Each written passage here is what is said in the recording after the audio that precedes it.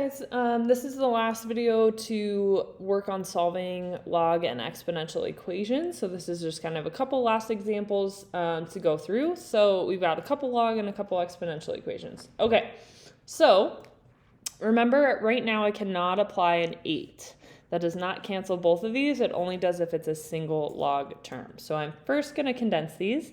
This is subtraction, so when I condense it, it becomes division, where x squared minus 1 is my numerator and 3 is going to be my denominator.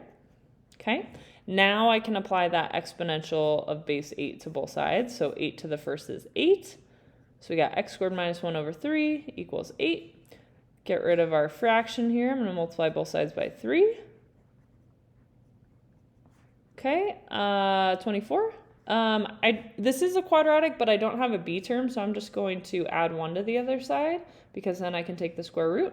So we got x equals plus or minus 5. Okay, remember with a log equation, I need to check for extraneous solutions. So positive 5, if I put it in here, I get 25 minus 1. We're good, that's positive. If I put negative 5 in there, negative 5 squared is also positive 25. And 25 minus 1 is 24. So actually, this one, both of those solutions work. So just because it's negative doesn't necessarily mean it's going to be extraneous, but we need to check. Okay, second example. These are both exponential. I want to see if I can write them using the same base. Okay, well, 4 does go into 16. We can rewrite 16 as 4 squared. So 4 and then squared. So this original exponent is still going to be here. Okay. Once my bases match, now I can set the exponents equal to each other.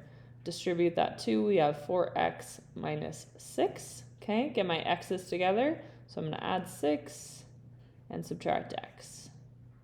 So we've got 7 equals 3x, divide by 3, so x is 7/3. Okay.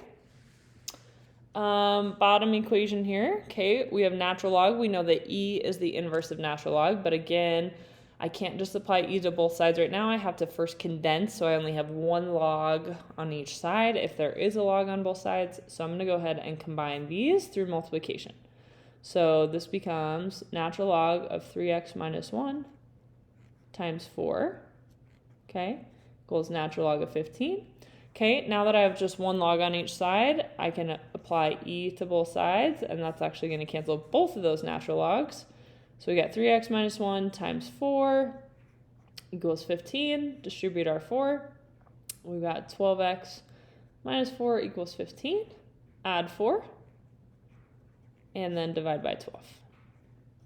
Okay, so 12 over 19, just a good idea, or 19 over 12, excuse me. To check if I plug that in, would it still be positive? It would be, so this is a viable solution. Okay, this one is kind of a challenge one. You guys won't see anything to this level on an assessment, but, sorry, actually, disregard that comment because this isn't the form I thought it was. We can easily do this. We are multiplying powers with the same base, so I can add my exponents. So x plus x is going to be 2x minus 2.